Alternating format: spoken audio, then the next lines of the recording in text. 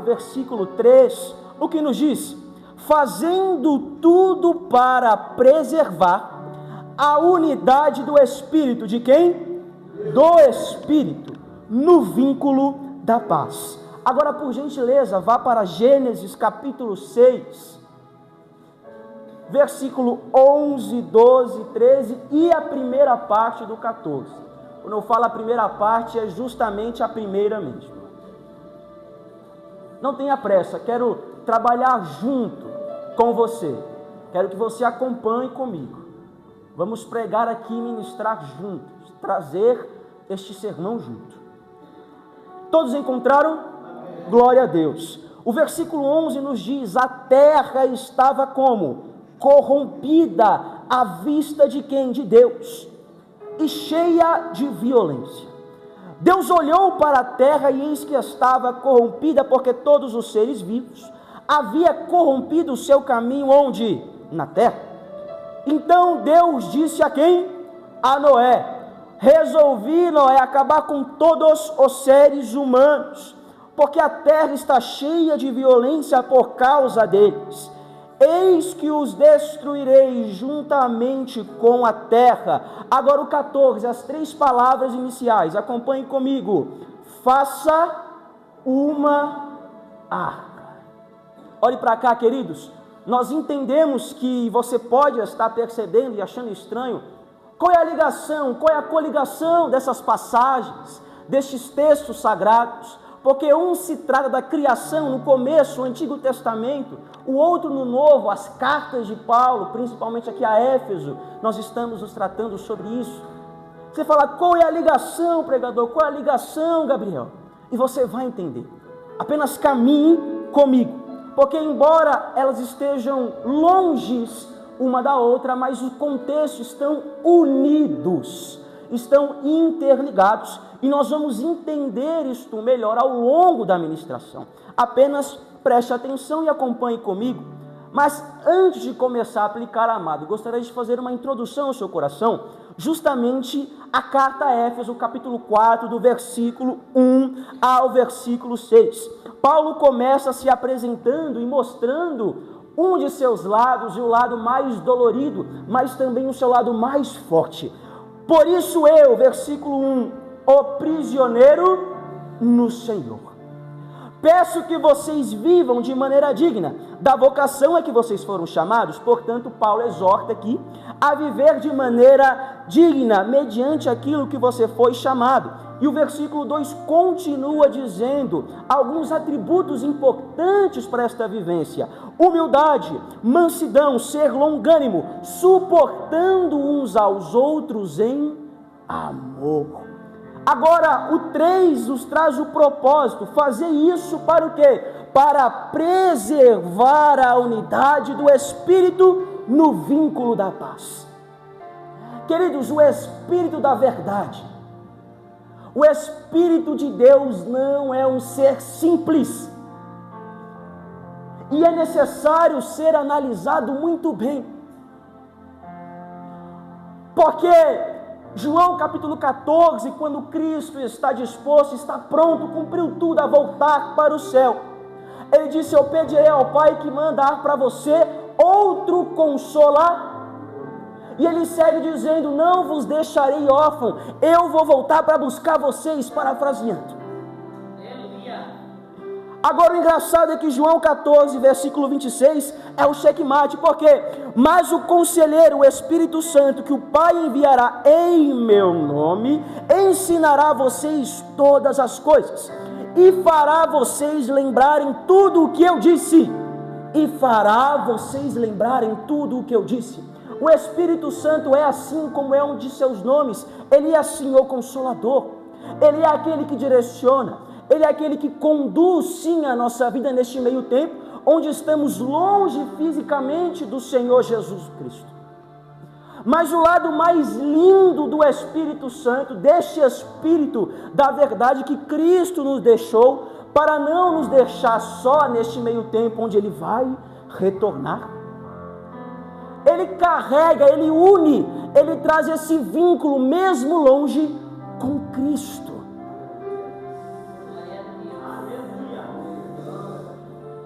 mesmo estando longe fisicamente, comparando ao que os apóstolos viveram, a que os discípulos outrora viveram, a que a humanidade, aquela geração viveu, estamos completamente distantes comparando a essa geração que viveu em proximidade com Cristo. Mas aí que entra a ação do Espírito da verdade, porque todos os dias, mesmo longe, vivemos aquilo que eles não viveram. Porque todos os dias tem o Espírito dentro de nós, e eles trazem este vínculo com Jesus. Porque todos os dias Ele nos faz lembrar das palavras do Mestre, porque é o Espírito que te conduz a ler, é o Espírito que te conduz a orar, é o Espírito que te conduz a jejuar, a mergulhar, a buscar. Então este lado lindo do Espírito é que traz este vínculo de nós para com o Mestre. Este Espírito que torna o vínculo, que faz o vínculo, que faz esta unidade, mesmo longe, mas como se estivesse muito perto. Aleluia!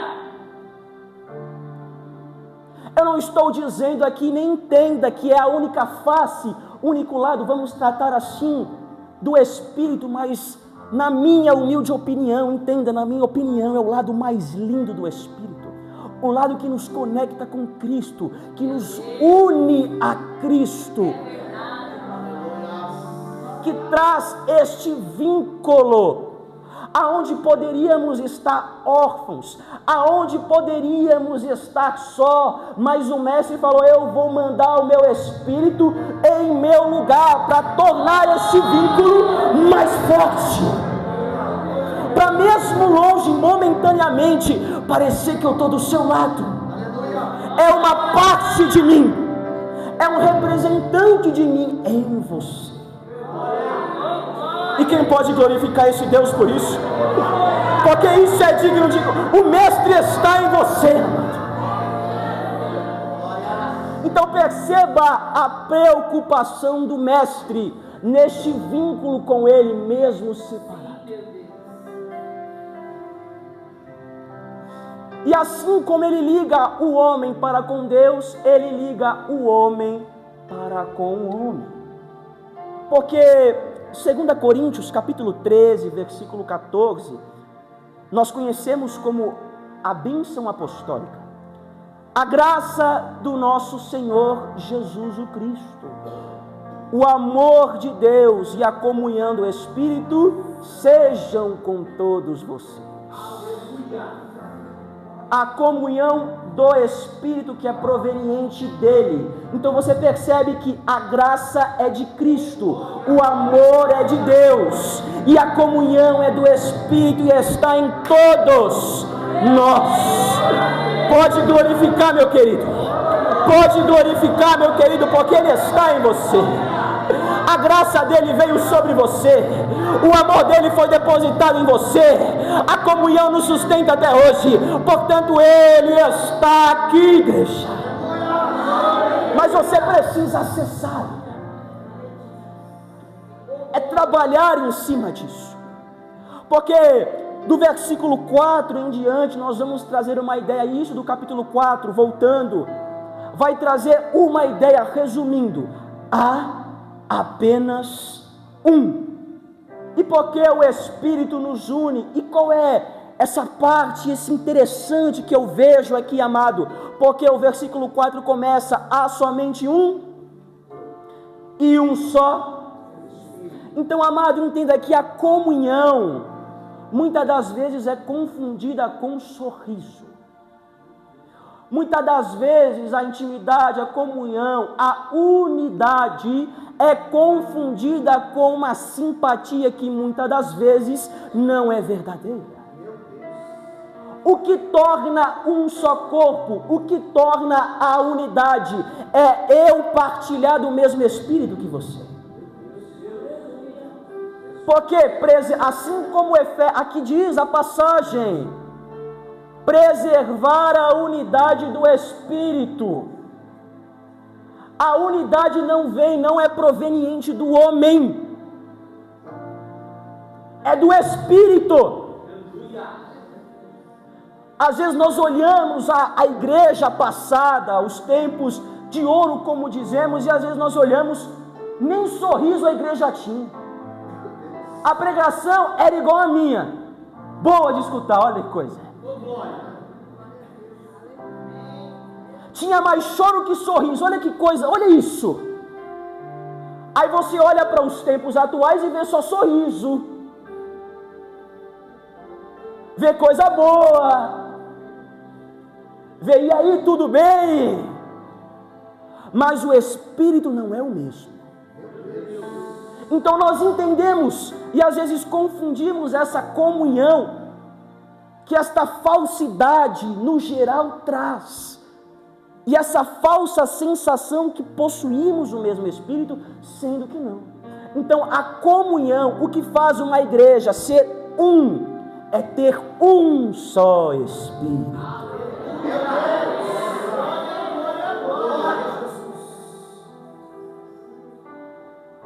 Aí nós olhamos, a igreja não sorria, mas partilhava do mesmo propósito. Se um chorava, todos choravam. Se um estava de joelho, todos ficavam de joelhos. Aí você pode confundir isso, meu amado, com tirania, com uma escravidão, com radicalismo. Não sei o que você pode pensar, eu digo que a igreja possuía um só Espírito. Isso é a unidade de um só corpo, e nós precisamos reviver esses tempos. Nós precisamos reviver esses tempos de ser um só. E é isso que a unidade nos traz. E é isso que nós precisamos, amados, entender. E essa união que o Espírito proporciona para com Deus, para com o homem, para mim, para como igreja, precisa refletir em outras áreas de nossa vida. É uma verdade. Porque precisa respingar em toda a sua vida. E qual que é uma área que precisa, entre aspas, desse respingo de unidade? Que estando na igreja pode transbordar ao ponto de respingar em outros lugares, em outras áreas. Qual que é a área? Família completa. Família. E aí que nós voltamos, amados, para Gênesis. Se você está aberto em Gênesis aí, continue, mas se não, abra de novo. Gênesis capítulo 6.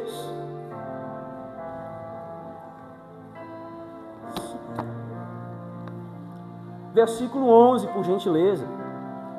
Eu quero pregar com vocês, eu não estou pregando aqui sozinho. Estou pregando junto, não estou? Amém? Todos estão? Acabou, não tem problema então. O versículo 11 nos mostra uma terra que estava corrompida. Assim como a espécie humana, o gênero humano estava corrompido. Então, para você ser um matador, para você ser um mentiroso, para você ser um mau caráter, o que precisava? Nascer. Por quê? Porque o gênero estava completamente corrompido. O ser humano, o bebê, a criança já nascia pior, naturalmente. Então a espécie humana estava corrompida. O versículo 12, Deus olha para esta terra, nota a sua corrupção, vê o caminho distorcido que o homem estava andando, estava caminhando, e o quão corrompido estava essa trajetória. Agora o versículo 13, Deus resolve acabar com todos os seres humanos. Isso é Deus falando para Noé, mas se você anteceder um pouco os versículos e olhar para o versículo 6, nós vemos assim, do mesmo capítulo: então o Senhor ficou triste por haver feito o ser humano na terra, e isso lhe pesou no coração, em algumas traduções, e arrependeu-se o Senhor de ter feito o homem sobre a terra. Números diz que o homem não é homem para, Deus não é homem para que minta, muito menos filho do homem para que se arrependa. Nós encontramos, por acaso, uma contradição bíblica? Não, meu amado. Nós verdadeiramente não encontramos, porque acompanhe comigo. Nós entendemos que o homem, em sua criação, ele recebeu um presente do Senhor, que usado de uma forma má, vira uma arma para o maligno. Quem sabe qual é esse presente? O livre-arbítrio. Porque, embora não esteja escrito em uma passagem, um versículo, e o homem possui o livre-arbítrio, mas quando Deus mostrou o seu jardim para eles, falando: coma de todas as árvores, mas a árvore do centro não toca nela, o fruto dela, por favor, não mexa. Nós entendemos que isso foi o livre-arbítrio que o Senhor proporcionou para eles, que o Senhor proporcionou a opção, a decisão de falar: olha, eu estou te dando um conselho, se você quiser seguir, você segue, é com você. Cuidado. A Bíblia não possui contradições, mas nós entendemos que a escrita, às vezes, tende a entender Deus por sentimentos humanos. Então, quando ela fala: e arrependeu-se o Senhor, isso tem nome, antropomorfismo, mas não tem por que eu entrar nisso. Mas a verdade é que explicar Deus com sentimentos humanos pode trazer esse conflito para o seu entendimento. Porque isso não estava ressaltando o sentimento de Deus, mas o não retorno do investimento de Deus. Porque, meu amado, entenda, nós somos seres que não somos iguais aos outros, nós somos uma espécie que não é igual a outra. Muitas coisas caracterizam isso, nossa consciência, nosso livre-arbítrio. Nós não estamos dentro de um sistema, porque o Senhor nos fez como um investimento. Nós somos o maior investimento do Senhor, por isso nós não estamos presos a um sistema em si. Sim, nós nascemos, nós morremos, mas neste meio tempo nós vivemos com consciência, com a oportunidade de decidir, com a oportunidade de escolher. O amor de Deus que nos proporcionou esse livre-arbítrio, manifestado no Evangelho segundo João, capítulo 3, versículo 16, primeira frase: porque Deus amou o mundo. Isso não expressa obrigação, isso não expressa necessidade de Deus, mas expressa uma decisão de Deus. Então nós entendemos por aí que Deus esperava um retorno de investimento. O Senhor esperava um retorno deste amor que foi expresso no Evangelho. Então, arrependeu-se de ter feito o homem foi justamente a não devolução deste investimento, porque Deus criou o homem para que o amasse de uma forma recíproca. Então, quando a frase expressa porque este investimento não foi devolvido, porque o ser humano foi o único criado por Deus para que o amor voltasse naturalmente. Então não se trata de uma contradição bíblica, mas um investimento que o Senhor colocou o amor, sabendo todas as possibilidades, porque nada foge do controle dele, as rédeas continuam na mão dele. Mas ele investiu no ser humano. Nós somos a obra de maior risco do Senhor. Sendo verdadeiro, sim, nós somos a obra de maior risco do Senhor, porque ele esperava um amor voltado para ele de uma forma natural. Nós somos a criação onde o Senhor colocou a maior expectativa, ou seja, a devolutiva desse amor de uma forma natural. Criados não para amar porque fomos programados, mas porque nós amamos o nosso Deus de uma forma natural. Deus não quis programar o ser humano, mas quis dar esta liberdade para o ser humano, para que este amor fosse por quem ele era. Então não foi uma decisão errada de Deus. Deus não mudou de opinião, a Bíblia não se contradizeu, é apenas uma forma de você, de nós, como igreja, conseguirmos entender através de expressões humanas, através de sentimentos humanos, um investimento não voltado para Deus. E você não devia dar glória mesmo. Eu não espero essa glória. O maior investimento do Senhor, que não voltou. Pelo menos não de forma recíproca, pelo menos não de forma natural, pela desobediência. Tudo se desencadeou. E o livre-arbítrio, meus queridos, não mudou o plano. Como eu disse, o controle continua nas mãos, a rédea continua nas mãos. A questão foi que trouxe acidentes no percurso. Porque nós poderíamos muito bem estar no caminho de reta, mas este não retorno de investimento, o livre-arbítrio que usado de má forma gera muitas coisas. Em vez de andarmos no plano que era reto, o plano começou a fazer curvas, o que atrasa, demora, dificulta o processo da chegada final, da largada, do destino final. Então você entende que o livre-arbítrio usado de má forma causa consequências. E toda essa geração, a geração impiedosa de Caim, usando aqui o primeiro homicídio pós-queda do homem. E essa geração que veio Lameque com o seu poema, eu quero que você abra a Bíblia e procura na sua casa este poema de Lameque, trazendo soberba para o homem. Tudo, então, essas gerações trazendo, ao longo dos anos, só foi piorando, pelo não retorno do investimento. E o cenário que Noé se encontrava era esse, um cenário de corrupção. Portanto, Deus manda, continuando aqui, Deus manda Noé realizar o que, amados? Uma arca, muito bem. Só que é do zero. Para que ele, seus filhos, suas mulheres e a mulher de seus filhos não morressem. Porque com Noé a aliança estava estabelecida. Agora, qual que é a problemática do pedido? Nunca havia ou houve chuva na terra.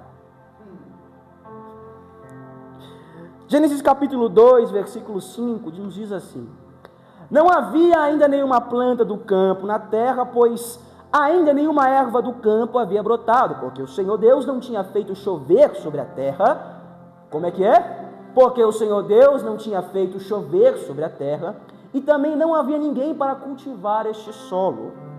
Então nós entendemos que o que molhava, e no versículo 6 nos afirma, em algumas traduções está uma neblina que saía da terra, um vapor que saía da terra, uma corrente de águas que saía da terra, águas que brotavam da terra, diferentes traduções, mas com o mesmo propósito. Então a terra, resumindo, era regada pelo vapor, por essa neblina que tinha. Portanto, não tinha chuva nesta terra. Mas nós estamos tratando de família, por isso que eu falei do propósito da arca. Um dos propósitos era preservar a... Olha que coisa. Um dos, não o único. Estou trabalhando nisso. Família, acompanhe comigo. Preservar Noé, sua mulher, seus filhos e a mulher de seus filhos. Agora, o que eu quero trabalhar com vocês aqui, trabalhar junto, através de uma frase que virou também tema deste meu sermão, anote aí, por gentileza: construir a arca onde não chove. E é isso que eu quero trabalhar com vocês aqui. Começando, amados, por 3 perguntas básicas. O que faz eu querer estar em unidade com minha família? Porque na arca eles estavam próximos, eles estavam juntos, não tinha para onde fugir. O que me motiva a querer ver a minha família nos pés do Senhor? E o que eu faço para estar em unidade com a minha família. As perguntas parecem iguais, mas existem detalhes que as diferenciam. O que eu quero, o que me motiva e o que eu faço. O que eu quero, queridos, é interessante. Por que eu quero estar em unidade? O que faz eu querer? Porque nós entendemos uma coisa, amados, hoje estar com a família é sinônimo de que não tem liberdade. Eu não estou dizendo na questão da juventude, mas você consegue encontrar pessoas, e isso indifere a idade delas, dizendo: me dá um minuto de paz, larga do meu pé, eu quero ter o meu momento sozinho, sai de perto de mim, deixa eu ficar sozinho, eu quero ouvir meu pensamento. Ai, ai. Então você vê que essa inversão de valores é comum hoje, porque não estar perto da família, estar sozinho é bom. Se tornou bom, se tornou bacana estar longe da família. Agora, o que faz eu querer? A Bíblia te faz querer. Porque eu e minha casa serviremos ao Senhor. Se vocês quiserem seguir os deuses além do Eufrates, os deuses estrangeiros, o Deus de fulano, o Deus de ciclano, tudo bem, mas eu e minha casa serviremos ao Senhor. Então eu preciso estar junto, porque esta promessa bíblica, este propósito bíblico, esta fala que precisamos trazer como princípio para nós, precisa estar aonde? Perto de quem? Da sua família. Você precisa estar próximo da sua família. E esta fala viaja idades de 0 a 100. Então às vezes nós queremos esta unidade familiar, mas muitas das vezes nós não queremos estar perto dos nossos. E não é nem questão, amado, de não gostar, mas é questão de que virou costume estar só. Se eu vou, eu faço alguma coisa sozinho. Não, sozinho eu faço mais rápido, mas junto você vai mais longe. Sozinho eu chego mais rápido, junto mais longe. Então nós entendemos, amado, que os princípios atrapalham estas promessas e esses princípios bíblicos. Então a cultura, o costume que entra dentro de nossas casas atrapalha esta unidade, atrapalha estar como um. Numa sociedade onde estar sozinho, você é o cara, você é a mulher. Então zele pela proximidade em estar com os seus. Eu não estou dizendo como um pai deve agir. Eu não estou dizendo como uma mãe deve agir. Eu não estou dizendo como casados devem agir. Mas pela aplicação abrangente, você pode pegar isso para a sua vida particular. Eu estou pregando a palavra. E o que pode melhorar a sua vida? Não estou no culto de casal. Não sou casado para pregar sobre casais. Mas a aplicação é bíblica, amados. Eu estou pregando algo abrangente que você pode pegar para a sua vida. Só pega quem quer.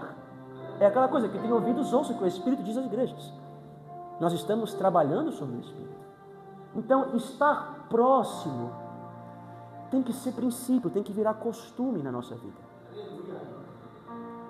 Porque isso vai impedir o quê? A promessa, os princípios de que você e a sua casa, andando lado a lado, servirá ao Senhor.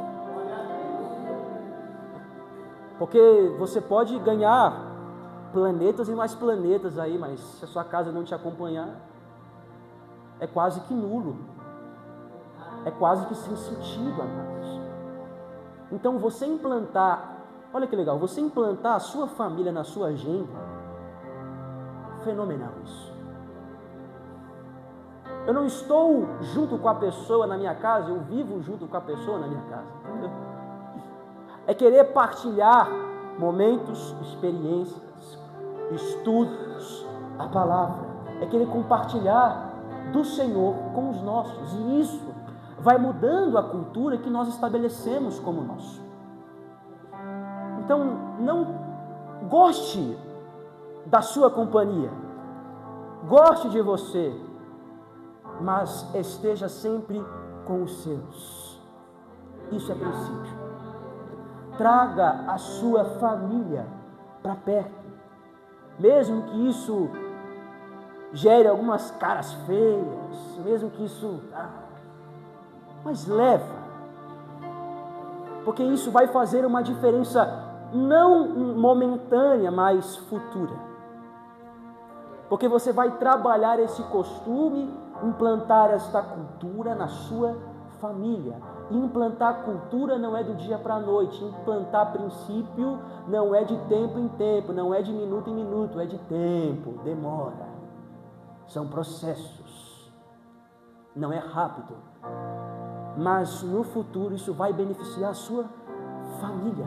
Porque o princípio, o propósito, a missão é de que eu e minha casa serviremos ao Senhor. Então, o que te faz querer estar em unidade com minha família é os princípios, é a missão de que você não pode caminhar sozinho, de que eu preciso estar com a minha casa. Agora, amados, o que me leva a outra pergunta: o que me motiva? João, Evangelho segundo João, capítulo 8, 2 versículos, o 31 e o 32, nos diz: então Jesus disse aos judeus que haviam crido nele: se vocês permanecerem na minha palavra, são verdadeiramente meus discípulos. 32, conhecerão a verdade e a verdade vos libertará. Ou conhecereis a verdade e a verdade vos libertará. Traduções. Nós estamos falando de motivação, correto? Quando você veio para Cristo, você que se encontra numa realidade onde você anda pela sua casa, você corre pela sua casa, você ora pela sua casa, entendendo sempre que é um processo, entendendo sempre que você precisa perseverar, mas você que carrega a sua casa nos ombros, não pense por tudo mal, porque a verdade te libertou. Só que esse percurso realmente é exaustivo. Levar a casa nas costas para aquele que vive essa realidade, você que está assistindo, verdadeiramente é exaustivo, porque eu conheço pessoas, eu sei de pessoas que têm este fato. Mas qual é a sua motivação de todos os dias, todos os cultos, orar, ler, jejuar? É fazer com que a verdade que me libertou liberte eles também. A verdade que me atingiu e que me afetou afete lá na minha casa também. E eu profetizo para o seu lar, crente: a verdade que te libertou libertará a sua casa. A verdade que abriu os olhos abrirá os olhos de toda a sua casa. Assim diz o Senhor dos Exércitos, meus amigos. A maior profecia é a palavra. A maior profecia é o que está escrito. E se está escrito que a verdade há de libertar, é porque ela vai. Receba isso glorificando a Ele. Receba isso dando aleluia. Glória a Deus. Arabaço, queremando chorebadarás.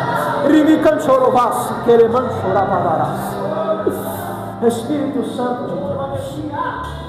Então a sua motivação é isso, meu amado, minha amada. É trabalhar para que essa motivação atinja os seus. Que essa verdade atinja os seus. E eu não estou dizendo nem ministrando aqui que é fácil, porque não é. Não estou aqui pregando mentira, amados. Eu estou pregando aquilo que é necessário fazer. E aquilo que é necessário é dolorido. Essa é a verdade. Em sua grande maioria, aquilo que é necessário dói. Digo isso até mesmo exemplo, sacrifício de Cristo. Tirando, este é o exemplo máximo. Então tudo que é necessário fazer dói. Portanto, não esmoreça neste processo. Não desfaleça nesse processo. Porque perseverar até o fim é a chave da coroa da vida.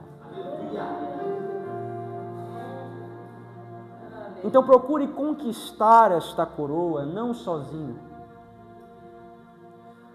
Procure vivenciar, embora a salvação seja assim, individual, mas os nossos dons, aquilo que temos, como diz Efésios capítulo 4, que uns para profetas, um para mestres, outro para pastores, tudo isso para a edificação do corpo de Cristo,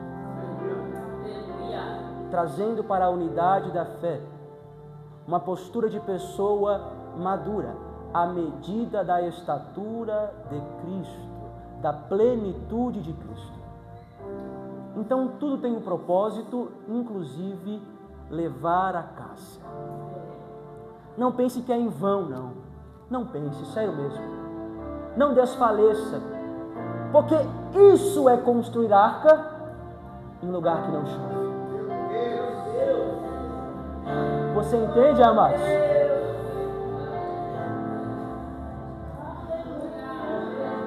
Isso é construir arca em lugar que parece que não vai chover. Você entende o que é esta unidade, caminhar junto? Vai chover? Não parece não, hein? Mas a minha arca eu não paro de construir. É persistir, amado. É continuar, é avançar. As expectativas estão contra. O tempo parece que está aberto, mas esse tempo vai fechar porque a chuva vai cair. Uma hora a chuva vai vir, amados. E essa motivação, embora não pareça e seja muito abstrata nesse processo, que parece que não tem destino, parece que falar não tem propósito, parece que dizer e pregar e ministrar para os seus, parece que não tem o porquê, porque não tem luz, não tem este retorno. Saiba que você está construindo a arca em lugar que não vai, parece que não vai chover. E não desista neste processo, não desista neste caminho. Persista, porque a promessa é para você e para a sua casa. Porque o princípio é para você e para toda a sua casa. Agora eu acho que vai acabar o glória, mas tudo bem. A terceira pergunta, meu querido, meu amado, minha amada: o que eu faço para estar em unidade com a minha família? Olha que coisa boa. Que pergunta maravilhosa. 1 Coríntios capítulo 16, versículo 13. Amados, diz assim: fiquem alertas, permaneçam firmes na fé, mostrem coragem e sejam fortes. Agora entenda, amados, a frustração,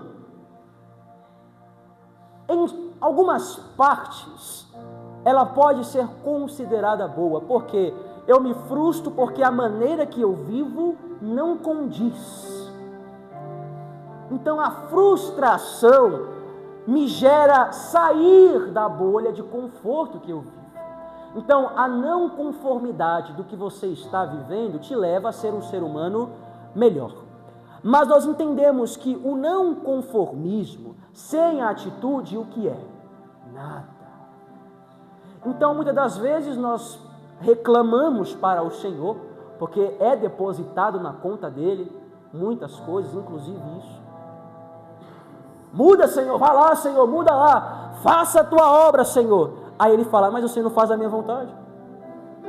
Essa é a questão. A obra quem faz é Ele, amados, mas nós temos que cumprir a vontade. Quem está na terra somos nós. Então os nossos braços ainda são úteis. Os nossos joelhos também são úteis. O nosso vigor ainda é útil. O nosso jejum ainda é útil. Então nós precisamos equilibrar sempre. Isso serve para toda a nossa vida. A nossa balança natural do não conformismo com aquilo que você está vivendo e, obviamente, a atitude. Então eu falo, Senhor, eu não me conformo com isso. Então faça, meu filho. Ore, meu filho, porque a força eu estou depositando. Palavra eu estou depositando. Vigor eu estou depositando. Portanto, filho, permaneça firme na fé.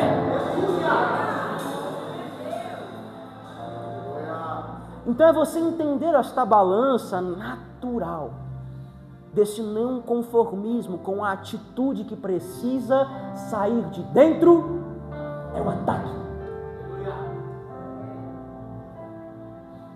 Fazer a arca é isso, amados, é mesmo não parecendo que não vai chover, é insistir, independente do quão impossível seja. A arca nós entendemos que foi um trabalho muito grande.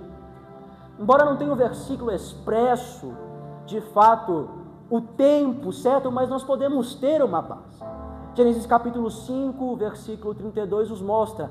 Era da idade de 500 anos Noé quando gerou Sem, Cã e Jafé. Quando nós vamos para Gênesis 7, 6, era da idade de 600 anos Noé quando o dilúvio caiu e inundou a terra. Parafraseando o versículo, é claro. Então nós entendemos por aí que são 100 anos. Temos uma base. Então você percebe o que exige fazer a arca em lugar que não chove? Paciência. Trabalhar. O Senhor deu as medidas a Noé, o Senhor deu o comprimento a Noé, o Senhor deu a largura, o betume, falou, vai. Só que a ação é tua, Noé. A madeira eu já fiz árvore, Noé. Fica em paz. Ô, coitado.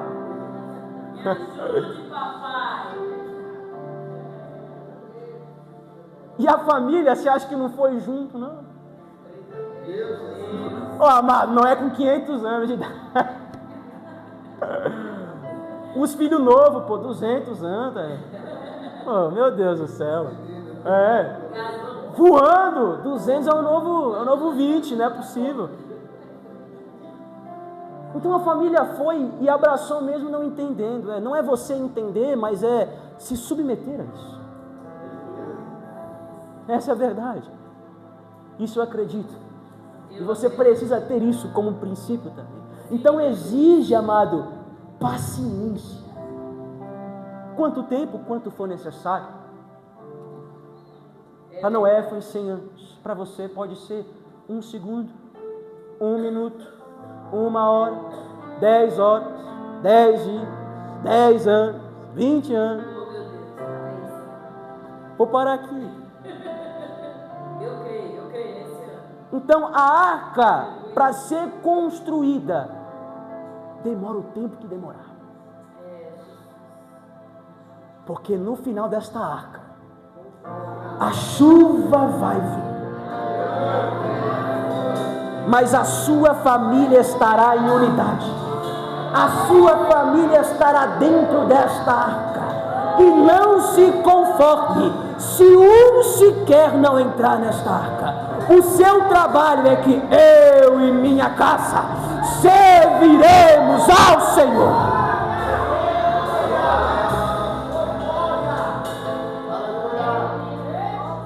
Construindo a arca, eu priorizo a minha família, eu estou zelando pela minha família, eu estou investindo na minha família. Eu invisto o que, Gabriel? Eu invisto o meu tempo. Eu evito a minha saliva dizendo, não é assim, mas vamos para a igreja, vamos junto lá. Vem eu ministrar. Quantas vezes, e às vezes isso se perde. Pelas respostas negativas isso se perde. Até mesmo de sua parte, de nossa parte. Mas essa questão, meu amado, que eu quero frisar para você, uma hora chove. Construa a arca. Não desista. Trabalhe em cima dela. Trabalhe, não importe o tempo que for, porque se não demorasse até os seus 700 anos, 750, o dilúvio ia vir depois. Por quê? Porque a aliança de Deus está sobre a sua vida. Deus estava apenas esperando a família, o homem que estava sobre sua aliança construir a arca. Deus só está esperando a construção, a inserção de sua família na arca para fazer chover, meu amado. Para fazer chover, meu querido. Só está esperando esta unidade para descer esta chuva. Porque agora só tem orvalho mesmo. Agora parece só tem vapor, só tem neblina. Parece que tá, mas não tá. Mas uma hora o dilúvio vem, amados. Eu creio.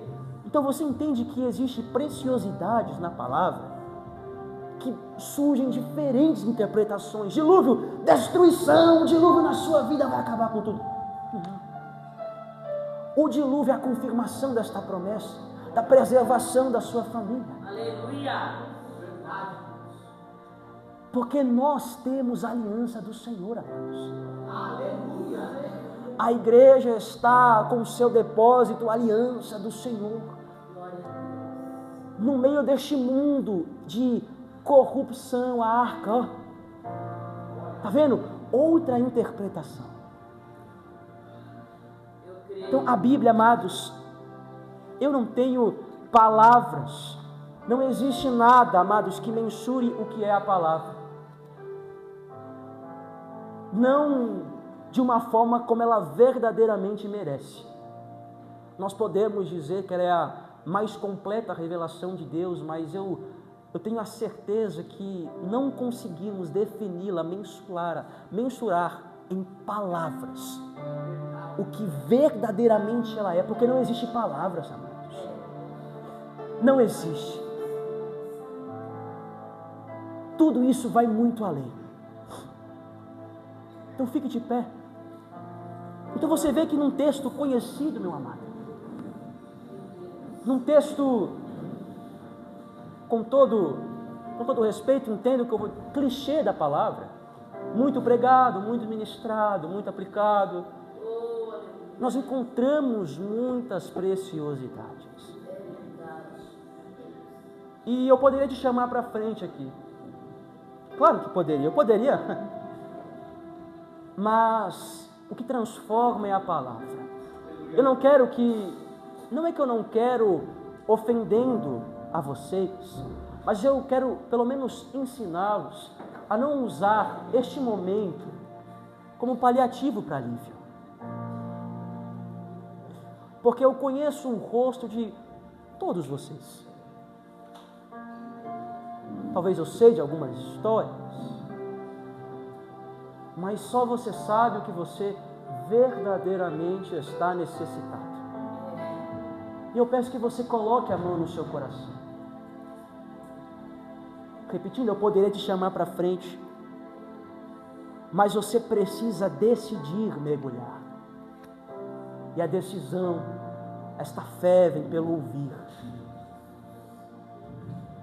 Não é usar o altar como paliativo, para um alívio de sua alma, mas é você mergulhar na palavra.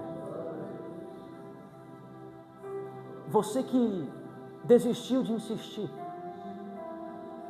você que parece que não está neste cenário, olha aí, ore por sua vida, meu amado. Continue insistindo nesta oração. mesmo que as forças parecem que não tá. Porque eu poderia fazer tantas coisas aqui, meus amados. Eu poderia chamar aqui a igreja inteira para frente, mas eu não quero usar como paliativo. Eu preciso entender e fazer com que você entenda que a transformação é por ouvir a palavra. A sua decisão precisa vir porque você ouviu a palavra. A reconciliação é todos os dias. Você aceita o seu chamado todos os dias. Você aceita Jesus todos os dias. Você aceita essa vida todos os dias. Por quê? Porque eu peco todos os dias. Porque eu falho todos os dias. Eu paro de insistir todos os dias. Eu fraquejo todos os dias. Por isso que todos os dias eu preciso estar na presença do Senhor. Por isso, se você parou de insistir ou precisa pular para dentro, coloque a mão no seu coração e ore. Eu quero que o irmão que está do lado imponha as mãos na cabeça do que está do outro lado. Entende? Se eu estou aqui, eu imponho aqui. Se eu estou aqui, eu estou aqui, eu imponho aqui. Ache alguém para impor a mão. Melhor dizendo, mais fácil de entender. Ache alguém para impor a mão. E ore por ele. Interceda por ele. Interceda pela arca dele. Interceda, meu amado, pelo que ele está passando. O processo que ele está passando, seja em qual realidade for. É a edificação do corpo de Cristo.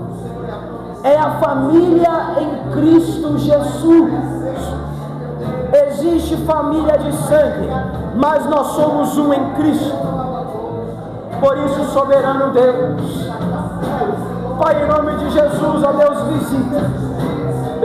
visita famílias, visita arcas, Pai, que estão passando. Só Tu e Ele sabem, ó Deus, a realidade, Pai. Meu Deus, o Senhor me concedeu a graça de pregar a Tua mensagem. O Senhor me deu este presente de ministrar a Tua palavra. Senhor, eu estou para cumprir a Tua vontade, porque a obra quem faz é o Teu Espírito. A obra quem faz é o Senhor, Pai. Quem sonda aquilo que eu não posso sondar é o Senhor. Quem vê aquilo que o homem não pode ver, como diz Tua palavra, é só o Senhor. Meu Deus, mostre para essas pessoas o Teu Espírito. Se está difícil para eles acessar, Pai, use da Sua misericórdia. Se nós não temos força, se eles não têm força, Deus, para ver, para atacar as zonas espirituais, meu Deus, tenha benevolência, tenha misericórdia, porque assim como diz o salmista, Pai, a Tua misericórdia vai de eternidade. A eternidade é de uma ponta a outra, não tem fim, Pai. Portanto, haja, meu Deus, haja na vida de Teus filhos, mude os Teus filhos, e que esta palavra, Deus, venha ter causado, soberano, transformação.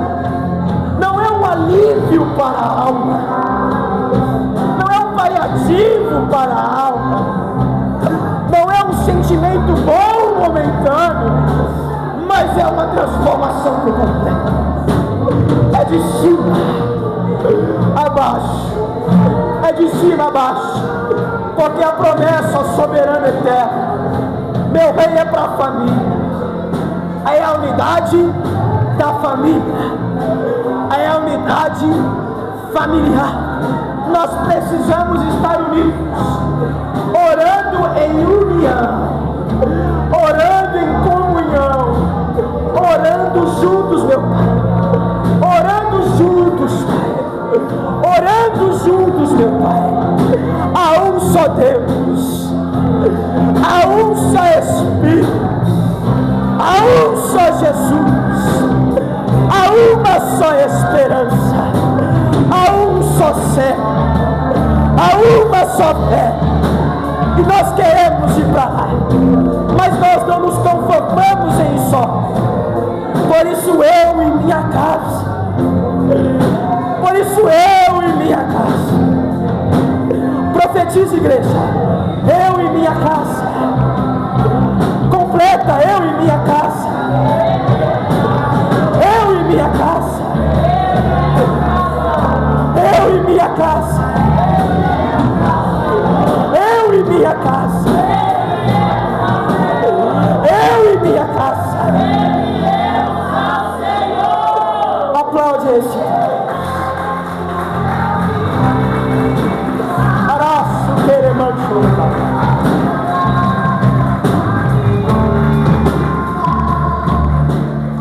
Então é isso, amados. Nós podemos encontrar preciosidades. E a palavra está repleta delas.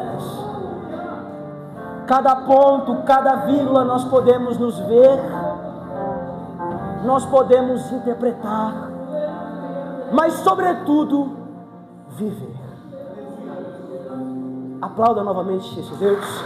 Eu agradeço a oportunidade em nome de Jesus.